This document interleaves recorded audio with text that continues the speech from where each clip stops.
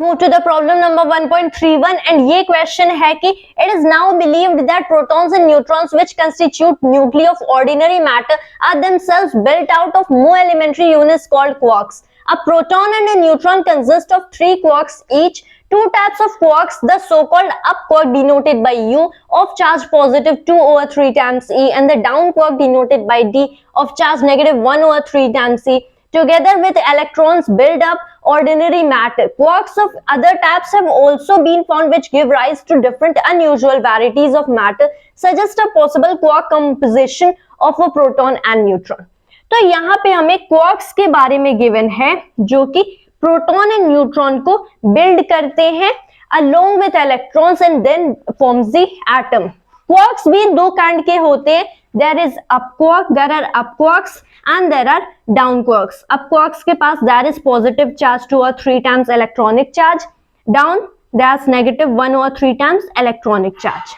ये ordinary matter को build करते हैं. दूसरे भी काइंड के क्वार्क्स होते हैं जो कि कुछ अनयूजुअल वैरायटी ऑफ मैटर को बिल्ड करते हैं, राइज करते हैं. Well let me tell you कि एक्चुअल में 6 काइंड्स के क्वार्क्स होते हैं. Here is the up quark, the down quark, उसके बाद charm quark, strange quark and there is top quark and bottom quark. लेकिन वो कुछ different properties of matter, different kinds of matter को बिल्ड करते हैं. लेकिन जो हमारा यूजुअल फॉर्म होता है मैटर का, उसमें there is involvement of up and down quark. अब यहाँ पे एज वी नो कि this seems a little bit strange कि यहाँ पे जो क्वांटिजेशन ऑफ चार्ज था, we are ignoring that fact, instead it is getting violated. But no, quantization of charge isn't being violated क्योंकि इंडिविजुअल क्वार्क्स को कभी देखा ही नहीं गया. रिमेंबर कि आज तक साइंटिस्ट ने जितने भी एक्सपेरिमेंट करे हैं, फिजिसिस्ट ने जब भी एटम को देखा है, प्रोटॉन्स एंड न्यूट्रॉन्स, तो इंडिविजुअल क्वार्क्स को कभी नहीं देखे. They have always seen the quarks in a kind of composition कि they have together formed the protons and neutrons. लेकिन हाँ, अगर हम इंडिविजुअली कुछ पार्टिकल्स को देखते जिसके पास होता 2e/3 और नेगेटिव 1e/5, दैट इज अगर इंडिविजुअल क्वार्क्स को देखते, तब वहां पे जो हमारा क्वांटिजेशन ऑफ चार्ज था that will be violated, but they have always been seen in composition and that is the reason कि quantization of charge is still safe. कि हाँ, जब भी हम लोग यूनिवर्स में देखें, so we can have never a charge lesser than the this elementary charge, the electronic charge. Now let us come कि यहाँ पे हमें एक ऐसा काइंड का composition बताना है, suggest करना है, जिससे प्रोटॉन्स एंड न्यूट्रॉन्स बने हो सकते ऑफ क्वार्क्स. एंड रिमेंबर कि ईच प्रोटॉन एंड न्यूट्रॉन दोनों के टोटल कितने क्वार्क से बने होते हैं? 3 क्वार्क से. तो यहाँ पे अगर हम लोग देखें प्रोटॉन एंड न्यूट्रॉन, इनके पहले चार्जेस देख लेते हैं. प्रोटॉन के पास दैट्स इलेक्ट्रॉनिक चार्ज, न्यूट्रॉन के पास it's electrically neutral. We are talking about electrons, यहाँ पे न्यूट्रॉन्स. तो प्रोटॉन की अगर मैं बात करूं तो ये तो अप एंड डाउन क्वार्क दोनों से बना है. अगर एक अप क्वार्क से बना होता है एंड एक डाउन क्वार्क से, तो इसके पास कुछ डिफरेंट काइंड का इलेक्ट्रॉनिक चार्ज होता, कुछ डिफरेंट काइंड का चार्ज होता. But in the end it has to be met by such number of quarks कि जब हम up quark which is positive charge and down quark which constitutes negative charge को add करें, so we are getting the electronic charge right here. So we have to suggest such a kind of composition. तो यहाँ पे अगर हमें ऐसे problem solve करने, we just have to think about the charges. तो यहाँ पे हमें क्या करना है कि if I have 2 up quarks right here, think अगर मेरे पास 2 up quarks होते, then it is possible, and एक down quark, अगर 2 up quarks तो 2 into 2e/3, 4e/3 minus में, why minus? Because actually it's originally a plus, लेकिन here's a negative charge, 1e/3, so this is just 3e/3, that's the electronic charge. तो अगर मेरे पास 2 up quark है and एक down quark है, so it is possible कि मुझे electronic charge मिलेगा. So this composition will be of 2 up quark and 1 down quark. अब हम लोग वही चीज न्यूट्रॉन के लिए देख लेते हैं.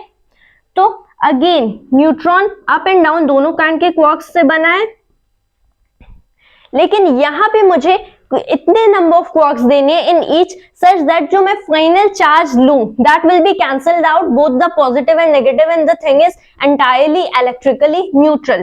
तो यहाँ पे what can be possible explanation? ये सिर्फ will be one in number and this will be a double. That is, if we have one up quark and two down quarks, so they just cancel each other out so as to get the thing as electrically neutral. तो यहाँ पे there can be one up quark and two down quark, and these are answers, these are compositions for protons and neutrons. अगर हमारी quark की theory सही है, मैंने still believe कि क्वार्क नहीं, there can be a fault in these kinds of things, क्योंकि हम लोगों ने क्वार्क्स कभी इंडिविजुअली देखा भी नहीं है. But let me tell you कि मैटर से रिलेटेड जो भी फैक्ट्स थे, जो भी अनसॉल्व्ड मिस्ट्रीज थे, वो सारे क्वार्क थ्योरी ने रेली में सॉल्व किया.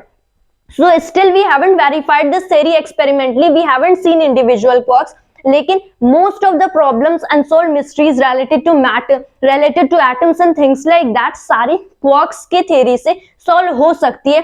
That protons and neutrons and everything in this universe are made of even more elementary unit called quark. And अब तो theory आई है कि even quarks are built out of something even more elementary, and that is very interesting fact. It is a kind of vibration of string, right? A string.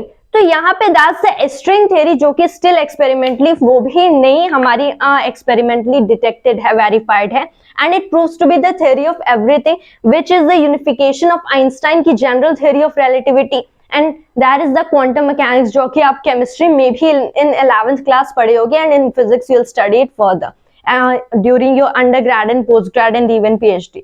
तो यहाँ पे string theory क्या कहती है कि क्वार्क्स भी छोटे छोटे काइंड के वाइब्रेशन ऑफ स्ट्रिंग से बने होते हैं. एक स्ट्रिंग अगर कुछ डिफरेंट पैटर्न में वाइब्रेट कर रही है, so it form something different. अगर इसने वाइब्रेशन का पैटर्न चेंज कर दिया, so something different. The same thing like हम लोग वायलिन एंड गिटार में, so how there are musical notes right there that in different way you are letting the strings vibrate, तो different kind की musical tone produce होती है.